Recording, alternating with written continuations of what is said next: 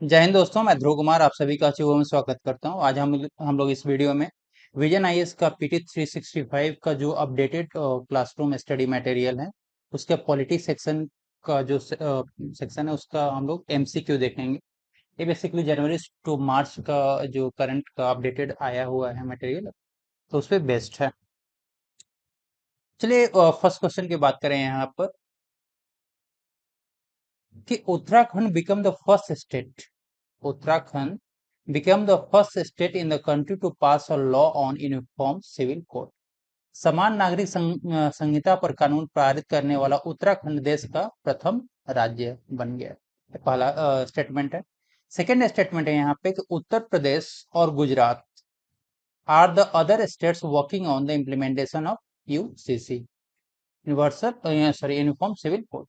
उत्तर प्रदेश और गुजरात यूसीसी के कानून पर कार्य करने वाला दूसरे राज्य है, अन्य राज्य है।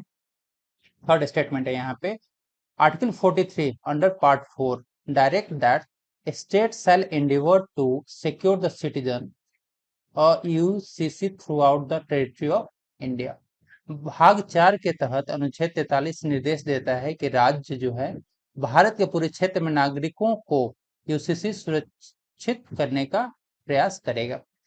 और इसमें से आपको बताना है, ये जो तीन स्टेटमेंट्स आपके दिए हुए हैं इनमें से कितने स्टेटमेंट्स करेक्ट हैं, कितने सही हैं। ये जो क्वेश्चन है यूपीएससी ने जो 2023 में जिस पैटर्न पे क्वेश्चंस पूछा है अपने प्रीलिम्स में, उन्हीं पैटर्न्स पे इन क्वेश्चन को बनाया गया है,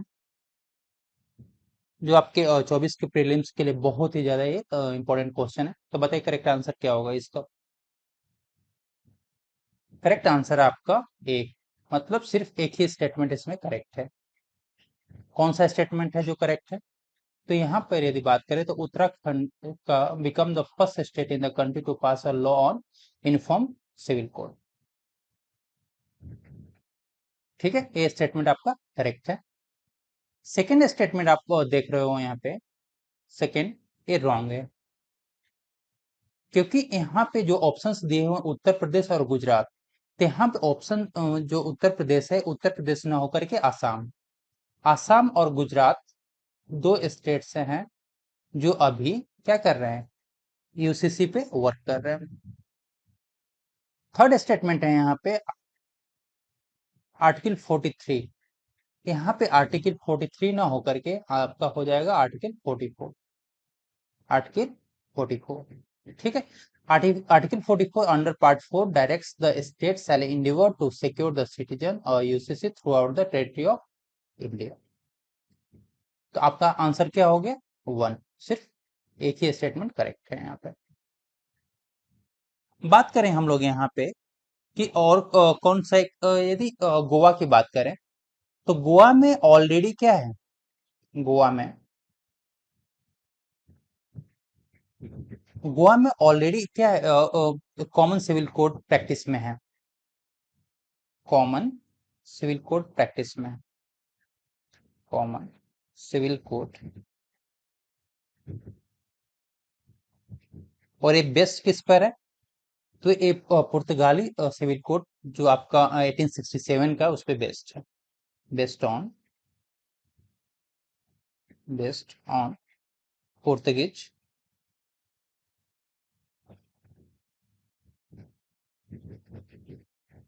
सिविल कोड,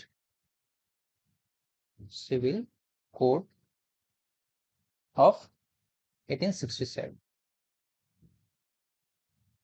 1867 के जो पुर्तगीज सिविल कोड है उसी पे क्या है, common civil code based.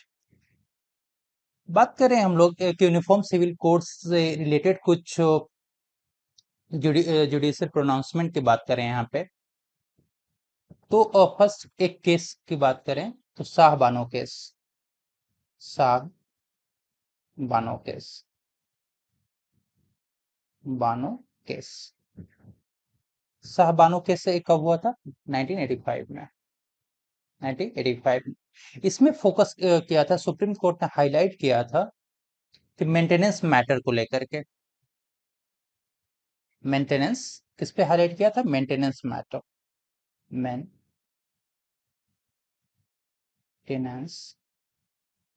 Matter, मतलब गुजारा भत्ता संबंधी मामलों को क्लियर किया। मेंटेनेंस मैटर या गुजारा भत्ता, गुजारा भत्ता पे फोकस करने के लिए बोला था। ये फर्स्ट हो गया। सेकंड बात करें यहाँ पे तो सरला मुदगल केस, सरला मुदगल केस ये कब हुआ था? इन 1995 में। इसमें सुप्रीम कोर्ट ने अर्ज किया था किसके लिए? फॉर जेंडर इक्वालिटी, किसके लिए? फॉर जेंडर इक्वालिटी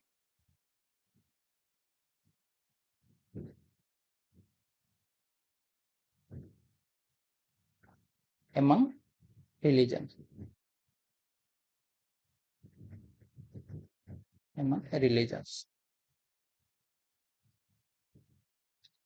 मतलब सभी धर्मों में लैंगिक जो समानता उसको स्थापित करने के लिए सुप्रीम कोर्ट ने बोला था संसद से कि कानून पारित करने के लिए। ठीक है। थर्ड जजमेंट की बात करें यहाँ पे तो पोलो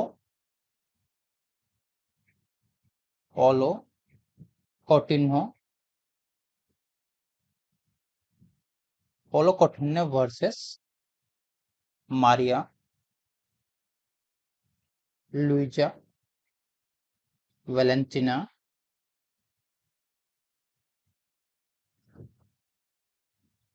पेरेरा। एक जजमेंट कब का? 2019 का। ठीक है। इसमें सुप्रीम कोर्ट ने हाईलाइट किया था कि क्या हाईलाइट किया था यहाँ पे कि नीड्स फॉर यूनिफॉर्म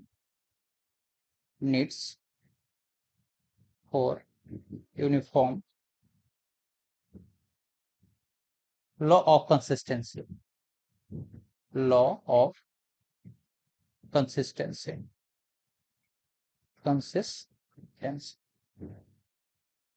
मतलब समान व्यवस्था बनाए रखने के लिए क्या करना चाहिए? समान कानूनों की आवश्यकता पे इसमें क्या फोकस किया था। क्लियर है यहाँ पे? कुछ यदि इंडिविजुअल एक्ट्स की बात करें हम लोग, कुछ इंडिविजुअल एक्ट्स की बात करें तो जैसे कि हिंदू मैरिज एक्ट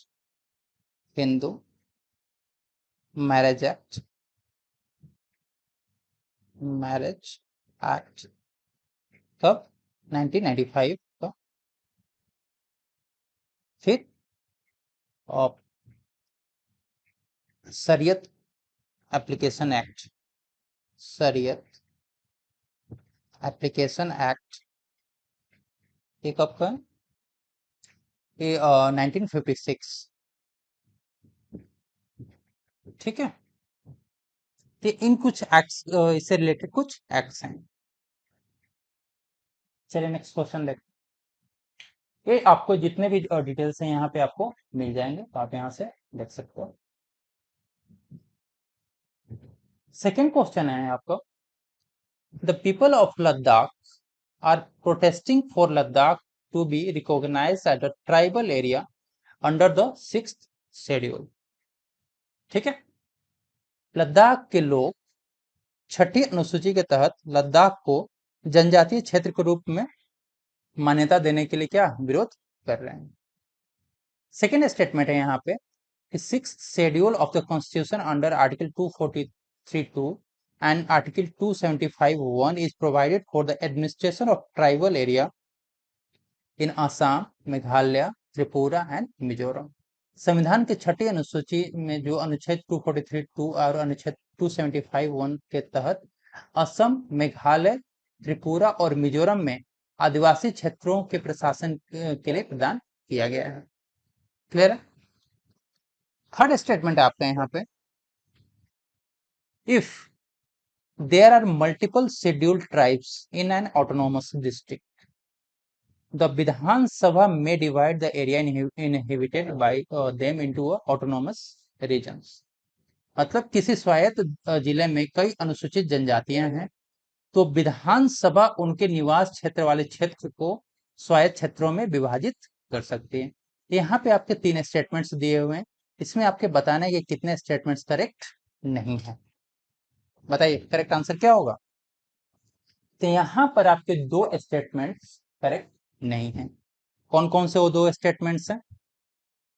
तो फर्स्ट की बात करें यहाँ पे, तो फर्स्ट स्टेटमेंट आपका करेक्ट है, लेकिन सेकेंड और थर्ड रॉन्ग है। क्यों रॉन्ग है? क्योंकि the six schedule of the constitution under 243(2), यहाँ पे 243(2) न होकर के आपका आर्टिकल हो जाएगा क्या? 244(2). and article 275(1) is provided for the administration of tribal area in कहाँ पे? असम, मेघालय, त्रिपुरा और मिजोरम। क्लियर है? तो सेकेंड स्टेटमेंट रॉन्ग क्यों है? थर्ड स्टेटमेंट की बात करें यहाँ पर, तो यहाँ पर जो आप विधानसभा देख रहे हो स्टेट टर्म, ये विधानसभा ना होकर के यहाँ पे क्या हो जाएगा? गवर्नर। गवर्नर। क्लियर है?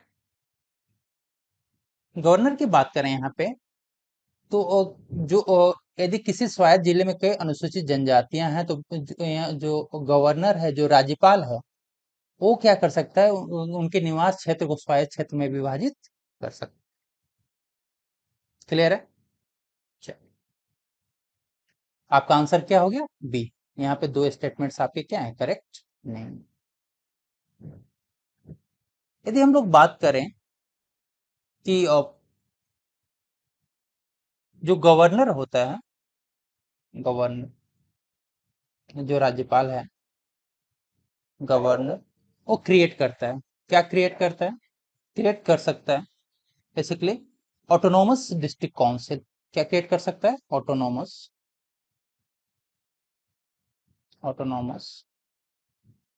District council.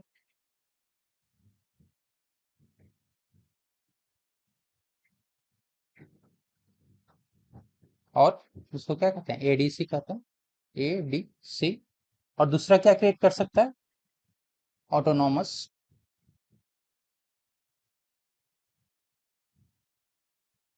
Autonomous regional council.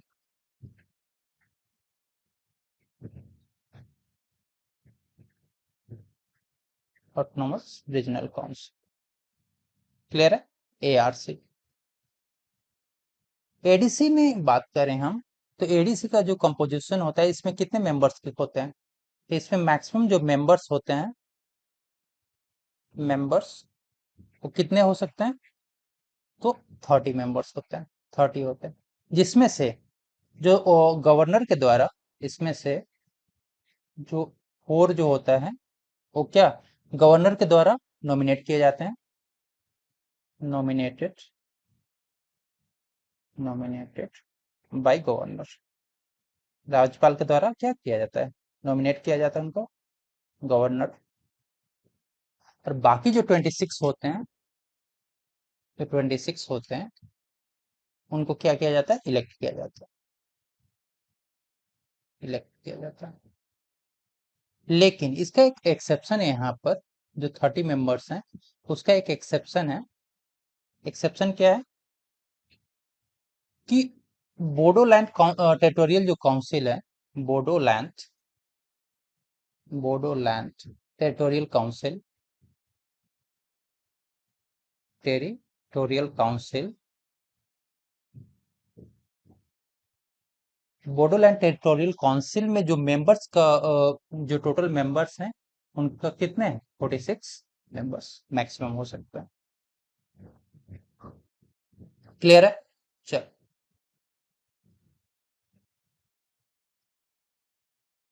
कुछ इनके यदि बात करें कि एडीसी और एआरसी का जो कुछ क्या पावर्स की बात करें, यदि हम इनके पावर्स की बात करें, पावर्स कि क्या क्या पावर्स इनको दिया जाता है, तो पावर्स की बात करें तो एक पावर होता है लेजिस्लेटिव पावर का इनका।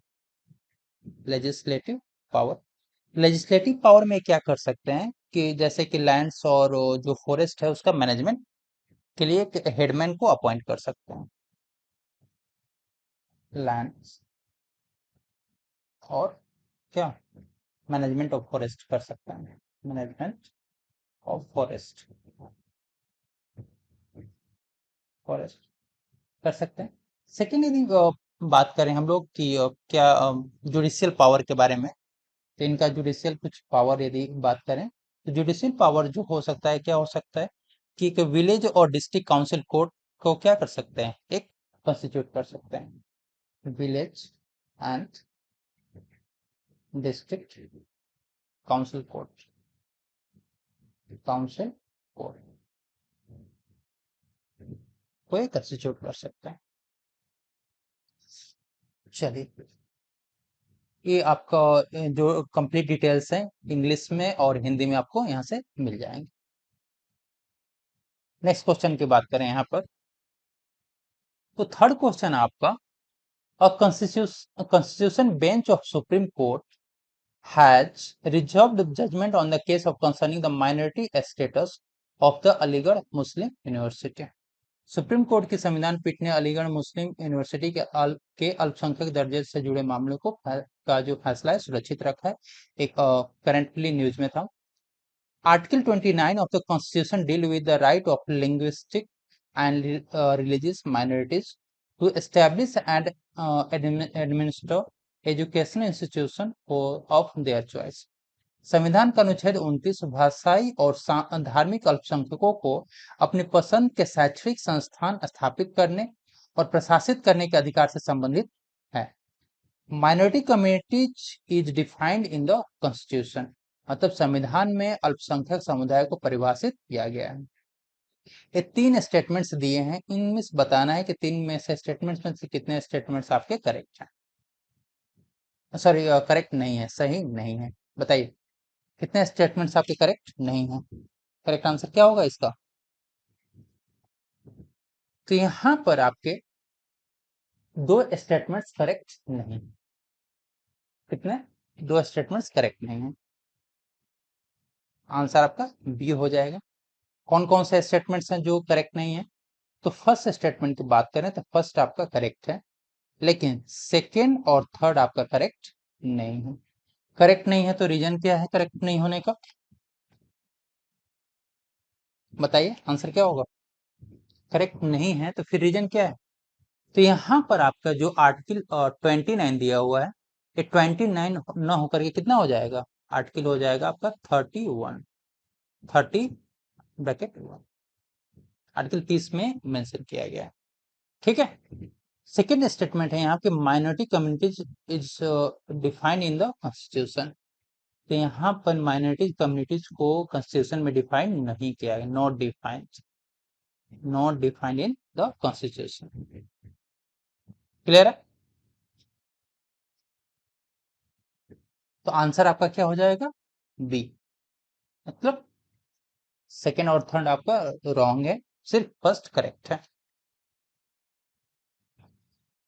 बात करें कि माइनॉरिटी कम्युनिटीज का, तो इंडिया में सेंट्रल गवर्नमेंट ने कितने रिलीजियस माइनॉरिटी कम्युनिटीज को मतलब टोटल कितने नंबर्स हैं? तो रिलीजियस माइनॉरिटी कम्युनिटीज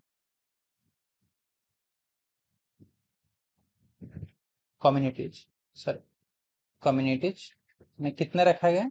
तो यहाँ पे टोटल 6 माइनॉरिटीज कम्युनिटीज में रखा गया है। किनको किनको रखा गया है?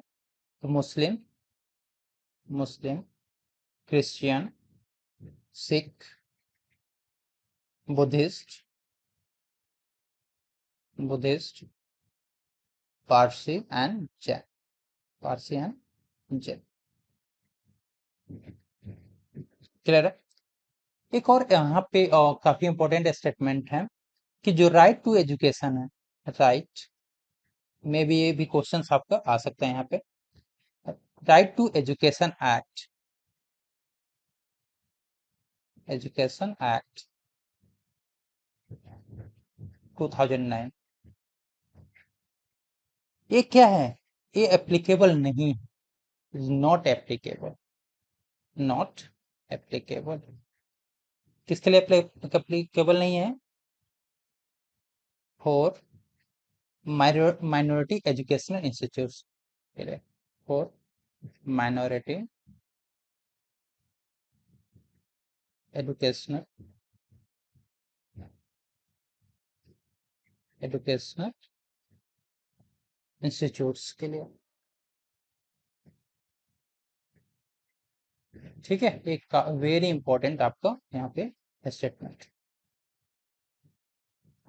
ठीक है, चलिए ये आपके यहाँ पे इंग्लिश में और हिंदी में कंटेंट है, आप यहाँ से देख सकते हैं। नेक्स्ट क्वेश्चन आपका यहाँ पर है, according to article 124(1) of the Indian Constitution, Supreme Court of India must have a Chief Justice of India and maximum 9 additional justices unless Parliament specifies a higher number of through a statute. भारतीय संविधान के अनुच्छेद 124 के अनुसार भारत के सर्वोच्च न्यायालय में भारत के एक मुख्य न्यायाधीश और अधिकतम 9 अतिरिक्त न्यायाधीश होने चाहिए जब तक कि संसद किसी कानून के माध्यम से अधिक संख्या निर्दिष्ट न करे।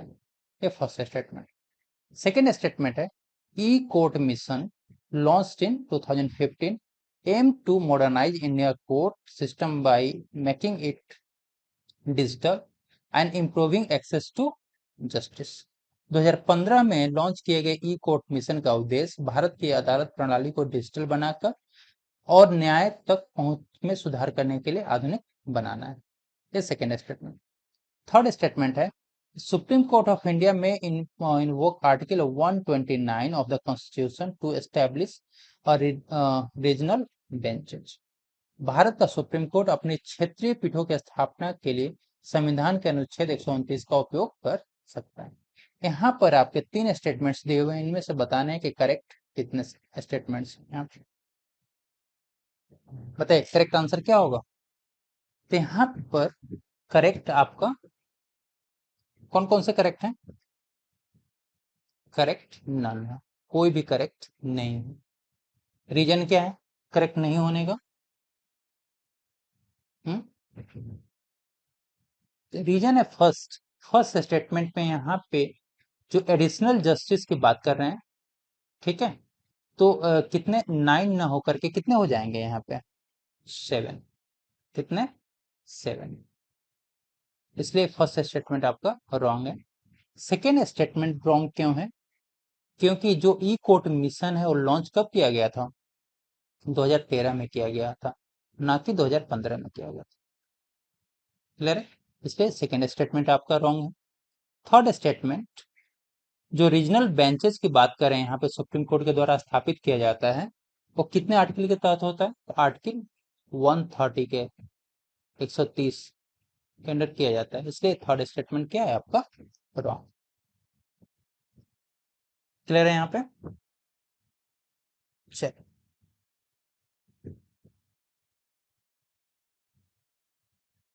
आपका यहाँ पे एक्सप्लेनेशन है, आप यहाँ से देख सकते हैं।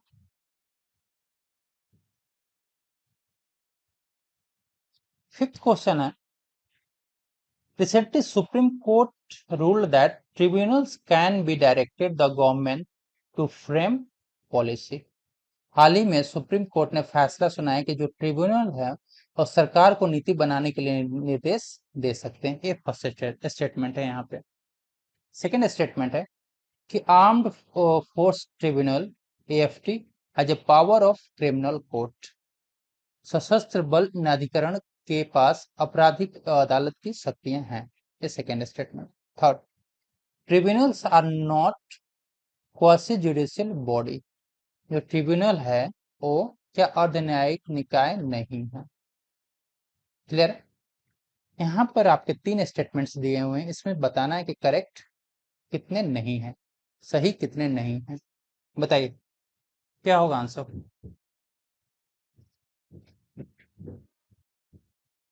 यहाँ पर आंसर है आपका 3, मतलब ऑल 3 आर नॉट करेक्ट, मतलब तीनों के तीनों स्टेटमेंट्स आपके रॉन्ग हैं। रॉन्ग क्यों है? फर्स्ट कि यहाँ पे सुप्रीम कोर्ट ने रूल किया है कि जो ट्रिब्यूनल है कैन बी की जगह कैन नॉट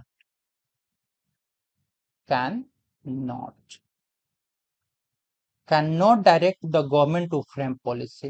गवर्नमेंट को डायरेक्ट नहीं कर सकते हैं पॉलिसी फ्रेम करने के लिए। सेकेंड, इसलिए फर्स्ट स्टेटमेंट आपका रॉन्ग है। सेकंड रॉन्ग क्यों है? क्योंकि जो आर्म्ड फोर्स ट्रिब्यूनल के पास यहाँ पे क्रिमिनल कोर्ट की पावर नहीं दी गई है। फिर किसकी दी गई है? यहाँ पे सिविल कोर्ट का पावर दिया गया है, सिविल कोर्ट। क्लियर है? इसलिए सेकंड स्टेटमेंट रॉन्ग है। थर्ड स्टेटमेंट रॉन्ग क्यों है यहाँ पे? क्योंकि जो ट्रिब्यूनल है यहाँ पे नॉट नहीं होगा। मतलब ट्रिब्यूनल क्या होता है? क्वासी जुडिशियल बॉडी होता है। क्लियर है? इसलिए यहाँ पे तीनों के तीनों स्टेटमेंट्स आपके क्या है? करेक्ट नहीं है। बात करें कि यहाँ पे कि जो armed force armed force tribunal जो है, आर्म्ड फोर्स ट्रिब्यूनल एएफटी, इसका स्थापना किसके तहत हुआ था? तो ये बनाया गया था एएफटी एक्ट, एएफटी एक्ट 2007।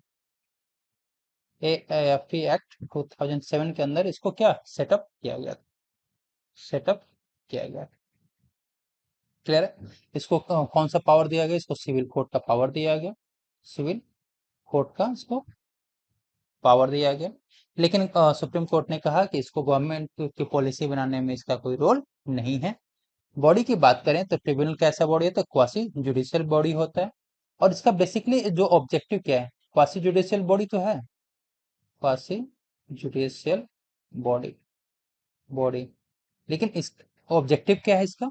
किस ऑब्जेक्टिव के साथ इसको बनाया गया था? यदि ऑब्जेक्टिव की बात किया जाए, यहाँ पे पूछा जाए एग्जाम में आपका, तो क्या किस लिए? कि जो जुडिशरी का जो केस लोड है उसको रिड्यूस करने के लिए।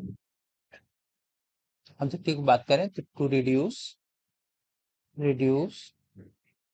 The case load of judiciary, case load of judiciary,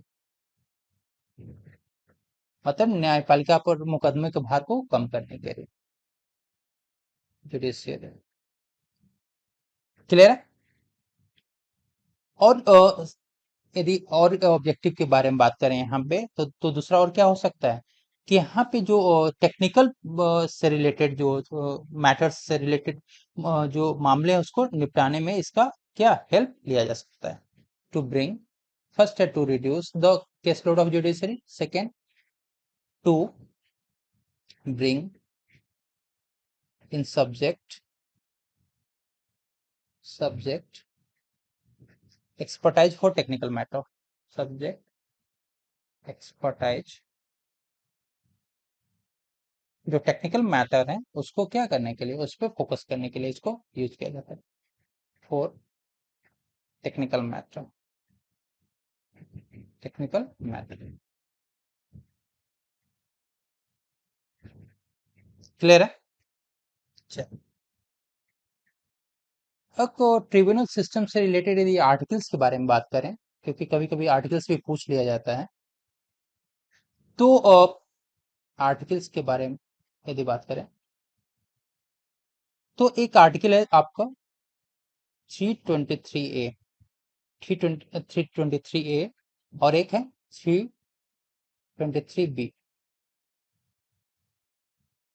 clear है? और इसको कॉन्स्टिट्यूशन में कब इंसर्ट किया गया? तो सेकेंड अमेंडमेंट, 42nd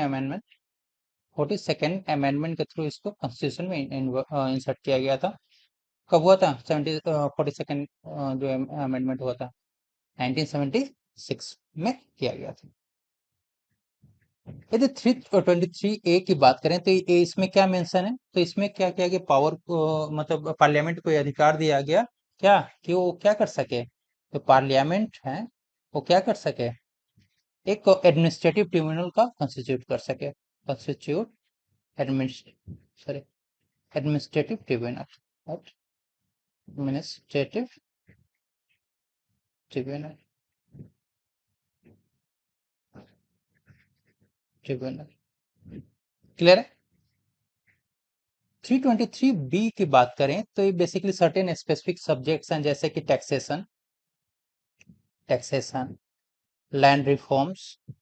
इसमें क्या है? तो पार्लियामेंट को ये अधिकार देता है, पार्लियामेंट और स्टेट लेजिस्लेचर दोनों को अधिकार देता है, पार्लियामेंट और स्टेट लेजिस्लेचर, ये दोनों को अधिकार देता है कि क्या ये अपने लिए एक वहां पे क्या ट्रिब्यूनल को ना से कंस्टिट्यूट कर सकते हैं या सेटअप कर सकते हैं, एक क्या था ट्रिब्यूनल कंस्टिट्यूट कर सकते हैं। ठीक है। और ये आपके डिटेल्स हैं यहाँ पे, मैगजीन्स का डिटेल है। तो आप यहाँ इंग्लिश में और हिंदी में यहाँ से आप सारे के सारे जितने भी क्वेश्चन हैं इन्हीं से बनाए गए हैं, तो आप यहाँ से कंटेंट सारा देख सकते हैं। नेक्स्ट क्वेश्चन है आपको, a committee headed by Chief Justice of India designated 56 lawyers and advocate on record as a senior advocate. 11 of them are women. Bharat के मुख्य न्यायाधीश की अध्यक्षता वाली एक समिति ने 56 वकीलों और एडवोकेट ऑन रिकॉर्ड को वरिष्ठ अधिवक्ता के रूप में क्या नामित किया है। इसमें कितने 11 महिलाएं शामिल है। ठीक है, क्लियर। सेकंड बात करें कि advocate on record means an advocate who entitled under supreme court rules 2013 to act as well as to plead for a party in a court. Advocate on record का मतलब एक ऐसा वकील जो सुप्रीम कोर्ट नियम 2013 के तहत कार्य करने के साथ साथ अदालत में एक पक्ष की पैरवी भी करने का हकदार है। ये सेकेंड स्टेटमेंट है। Third, no advocate other than AOR मतलब advocate on record for a party shall appear, plead and address the court in a matter unless he is instructed by AOR or permitted by a court. किसी पक्ष के AOR के अलावा कोई भी वकील किसी मामले में उपस्थित नहीं होगा, दलील नहीं देगा और अदालत को संबोधित नहीं करेगा जब तक उसे AOR द्वारा निर्देश न दिया गया हो या न्यायालय द्वारा अनुमति नहीं दिया गया। यहाँ पे 3 स्टेटमेंट्स आपके दिए हुए हैं। यहाँ पे आपको बताना है कि तीनों स्टेटमेंट्स में से कितने स्टेटमेंट्स आपके करेक्ट हैं, कितने सही हैं। तो यहाँ पर आपके ऑल 3 स्टेटमेंट्स आपके करेक्ट हैं, ऑल 3 करेक्ट हैं। क्लियर है।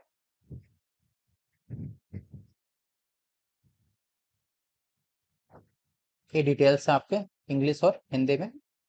सो फ्रेंड्स, ये पार्ट 1 था, जल्द हम पार्ट 2 के लेकर आ रहे हैं। सो यदि लगता है कि वीडियो आपके एग्जाम्स के लिए यूपीएससी खासकर यूपीएससी प्रीलिम्स 2024 के लिए बहुत ही इंपॉर्टेंट लग रहा है तो as a support please channel को सब्सक्राइब कर दीजिए, दोस्तों के साथ शेयर भी कर सकते हैं और वीडियो को लाइक भी कर दीजिए। Thank you.